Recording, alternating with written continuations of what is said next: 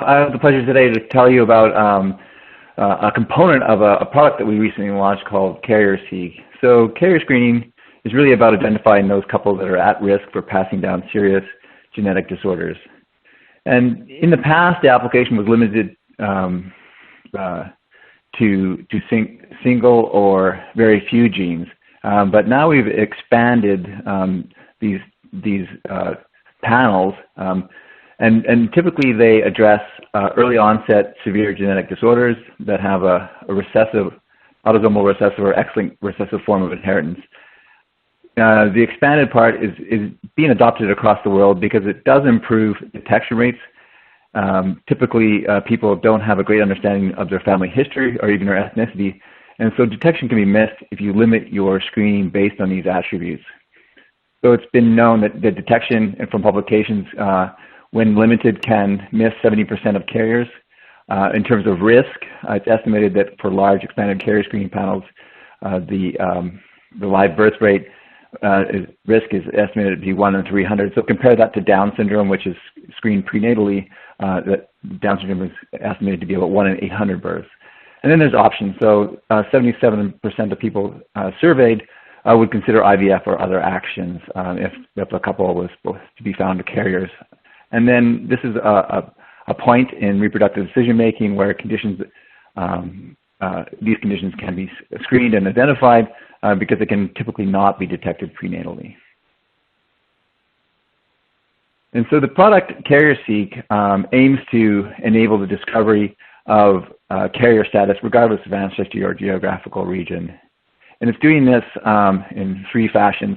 It's a large panel, so we've increased the carrier status detection rate by addressing a broad range of inherited disorders. So it's a 420 gene panel that enables the analysis of greater than 28,000 variants of importance. This includes single nucleotide variants, insertion deletions, and copy number variation. And this is all done by next generation sequencing. The part that I'm going to talk to you today about is the development by R&D scientists to consolidate challenging genes into this NGS assay that are typically done standalone. And these are high homology genes, or genes that have high homology to another gene in the genome. Examples of this are SMN1 and SMN2 for spinal muscular atrophy. And what I'll be talking to you today, HBA1 or HBA2 for a-Thalaessemia. And then to add to this workflow, we've developed a software solution that will simplify the adoption and implementation. So it takes the fire hose of variants coming off of this panel and allows for the data analysis, the variant classification, so that you can quickly translate the data into results and into the report formats you need. Yeah, so let me dive into what is a-Thalaessemia. It affects 5% of the world's population and is the most common monogenic inherited disorder. It's highly prevalent in Southeast Asia, Mediterranean regions, Sub-Saharan Africa, Southern China, and the rates can be exceptionally high there. In a pan-ethnic study of the US population, the carrier positive rate was found to be 8.6%.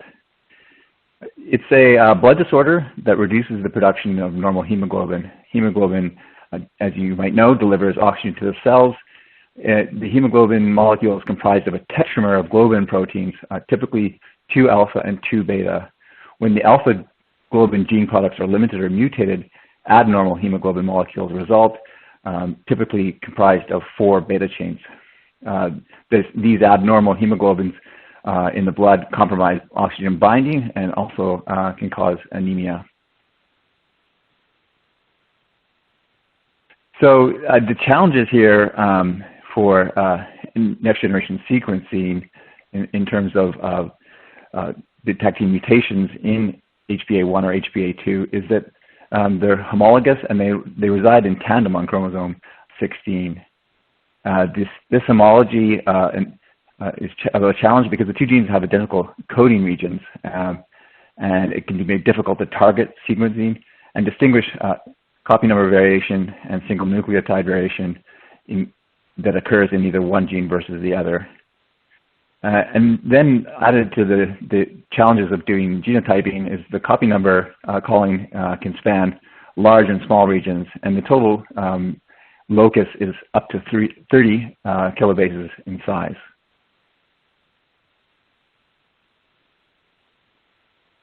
And let me briefly discuss the types of alpha-thalassemia that can occur.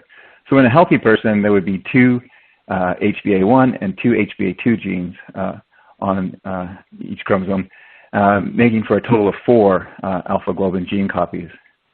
As the copy number of functional alpha genes decreases, the severity of alpha-thalassemia increases, as illustrated on the slide, with 3 functional copies termed a silent or carrier, and these people are asymptomatic. So a silent carrier can lack either 1 copy of HBA1 or 1 copy of HBA2.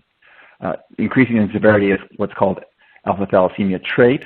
These people are mild, have mild anemia, and are asymptomatic. And this is where you have 2 copies of the HBA genes, either in trans, so 2 copies of HBA1 or 2 copies of HBA2, or in cis, in which they both reside on the same chromosome. So you have a copy of HBA1 and a copy of HBA2, or the two copies can be in trans again.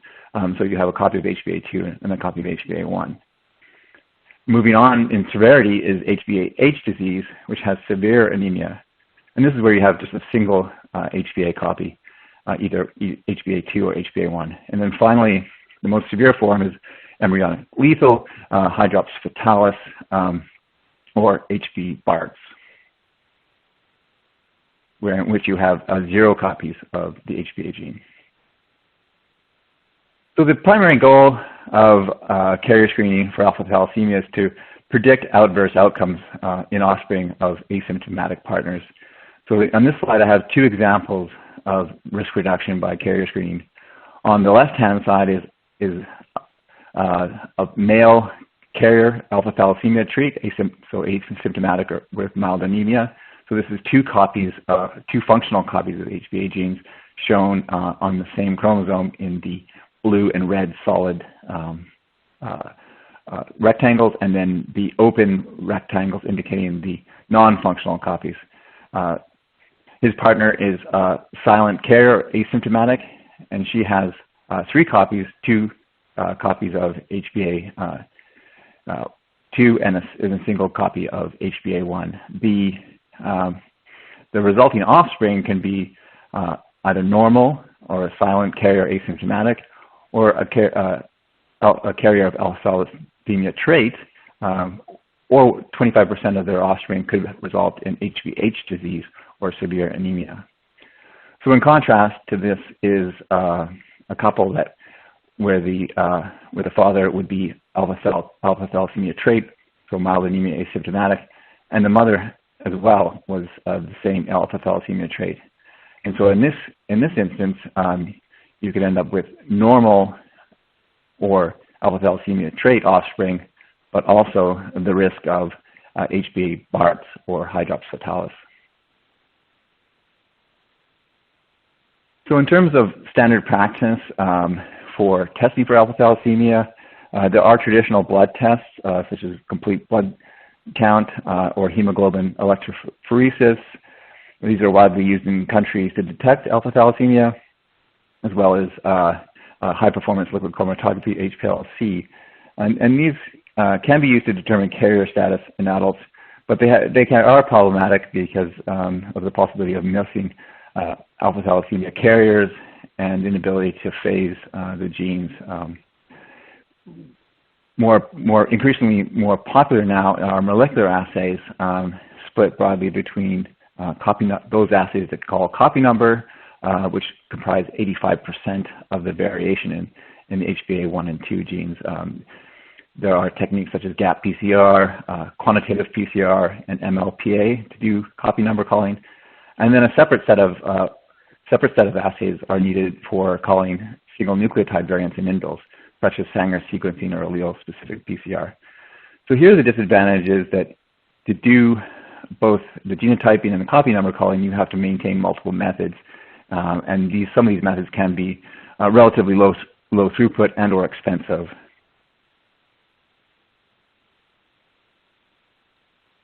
So what we strove here with CarrierSeq was to incorporate challenging genes into the NGS assay through a combination of targeting and algorithm development.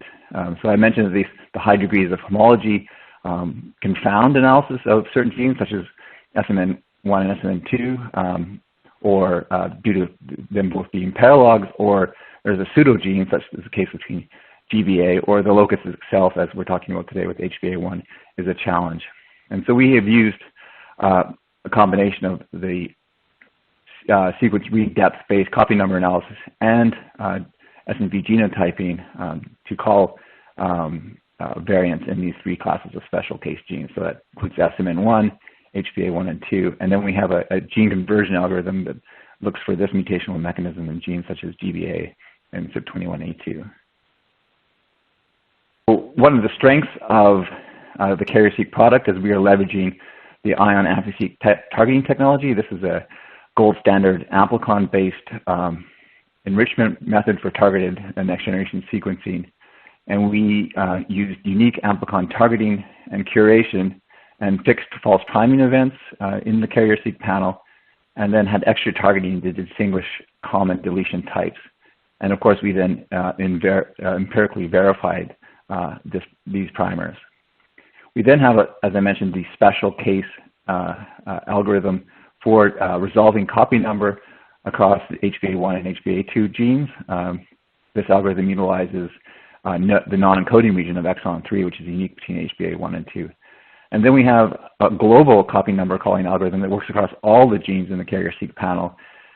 This GAP HMM algorithm enables dynamic copy number calling across amplicons, potentially down to the single exon level, and is important for calling deletions in large regions such as the HBA locus. And then we have the Carrier Reporter software that combines the output of these two copy number calling algorithms plus the SNV and indel genotyping to report out variants for a-Thaleassemia. And then this software attempts to name and classify the pathogenicity of all these variants. So I'd just like to sort of show some plots in the next few slides and how the algorithm handles the variation here in this locus. So this is a silent carrier, 3 functional copies of HBA.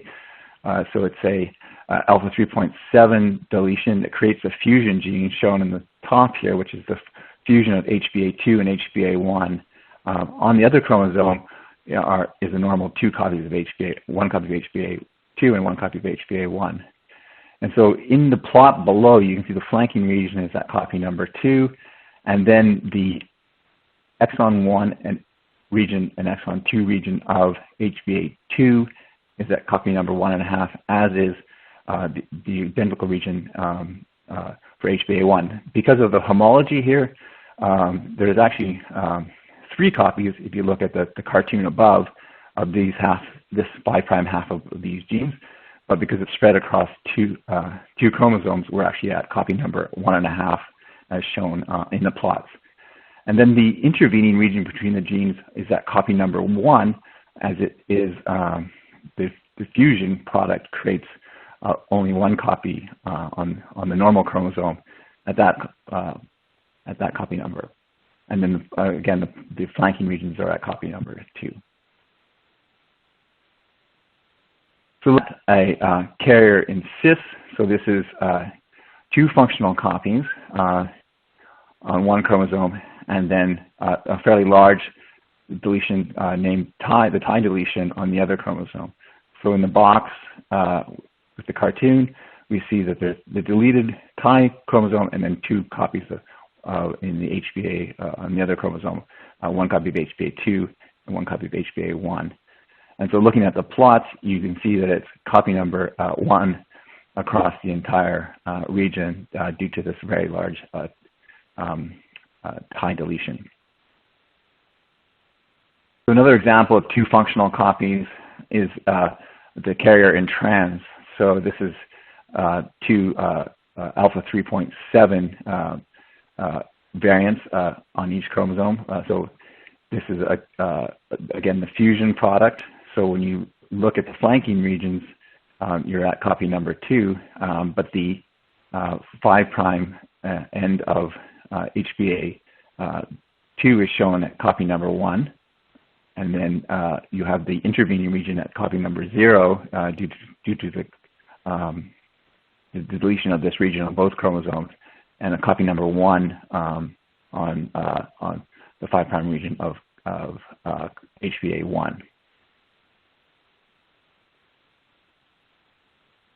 And so moving on to HBAH disease, the severe anemia, we have one functional copy of HBA. This is created by the diffusion again on the alpha 3.7, and on the other chromosome is the tie deletion again, which is the large deletion across the region. So this in the plots is shown at copy number 1 on the flanking regions, and then copy number 1 for the HBA2 region of the fusion, and copy number 1 for the HBA1 region of the fusion, and then copy number 0 in the deleted region caused by the fusion. And we will show the copy number 0, the hydrops fatalis, HB Barts version created by 2 Southeast Asia deletions. So this is again a fairly large region that then results in copy number 0, 0 copies of HBA across this locus with a small bit of the locus in the plot shown at copy number 2. So I'd like to just show how some of the data is interpreted and presented to users in Carrier Reporter. As I mentioned, this is a specifically designed software package that quickly translates the variant calls from the panel into actionable reports with automatic variant classification. It takes the output of the dual copy number algorithms as well as the genotyping variant calling for the locus.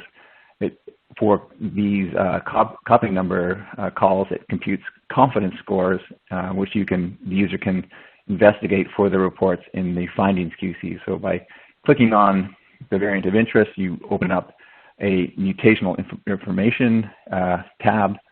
It shows you the gene and the mutation name. Here is the Filipino mutation. It gives the genomic coordinates of this copy number event. And then in the magenta button, you can open up the findings QC, and it lists the copy number and confidence scores for the various regions, as well as the number of tiles or amplicons for computing that confidence and the copy number score. From internal testing, we've seen 100% concordance for HBA1 and HBA2 variant calling with the samples that we looked at, and then in addition to multiple customer samples. So we've genotyped very large deletions that take out both of the HBA genes, including Southeast Asia, Thai, Mediterranean, Filipino, 20.5 and 5.2 deletions. And then we've been able to detect the fusion deletions that take out a single HBA gene, including 3.7 and 4.2. As well as genotyping the HB constant spring variant and the HBG Philadelphia variant. To wrap up with a quick summary of CarrierSeq, it's an end-to-end solution. We've rigorously designed the targeting and optimized the targeting of these genes and the workflow in terms of the chemistries, and have now a specifically designed reporting software, Carrier Reporter. And one of the goals or the features is the creation of a 420 gene panel for the analysis of SNVs, indels, and CNVs. And what this does with this breadth of coverage is improves the detection of couples who are at risk for passing down serious conditions. The benefit to people using this solution is that the at-risk couples can pursue alternative actions such as prenatal diagnosis or IVF if found to be carriers. We've spent considerable R&D effort to incorporate difficult targets such as SMN1 and HBA1 and 2 into this assay. And this really consolidates the standalone tests for technically challenging genes And the benefit here for labs performing this assay is it improves lab efficiencies in terms of time and expense for expanded carrier screening. By optimizing the workflow and developing specific software, we've streamlined the implementation, and we help ensure reliable and consistent results for this product. And what this should benefit users is that it will enable expanded carrier screening in most labs who wish to implement it. So with that, I'll turn it over to Allison for questions. Great. Thank you, Dr. Davidson, for that excellent presentation. We will now move into the Q&A. Our first question is, what quality control metrics are needed to ensure robust variant calling of the HBA locus? Yeah, so part of that optimization that I mentioned to ensure robust implementation is that we have developed acceptance criteria, quality control metrics for the data before a user would look at these before interpreting the results, and this includes guidance around a mean read depth. So the product is optimized to produce greater than 200x mean read depth coverage. And then in terms of uniformity, so that is how uniform these reads are distributed across the targeted regions, we have a metric of greater than 93% uniformity. And then at the chip level, or at the run level, AQ20, so the quality of the base calling for the mean read length of greater than 155 base pairs. And then for copy number calling, which we've been talking about today, there's a metric called MAPD, which is median average pairwise distance, which guides users on how noisy a sample might be. And so with these guidance, customers be confident in the copy number variant calls that come off of this panel. Great. And our next question is, can duplications be detected in the HBA locus? Yes, so the crossover that results in the fusion genes that I described, the alpha 4.2 and 3.7, give rise to complementary events, and these are triplications of the alpha genes, and these have implications, and we can detect those as well. Excellent. Well, thank you again for your presentation, and thank you to our sponsor, Thermo Fisher Scientific.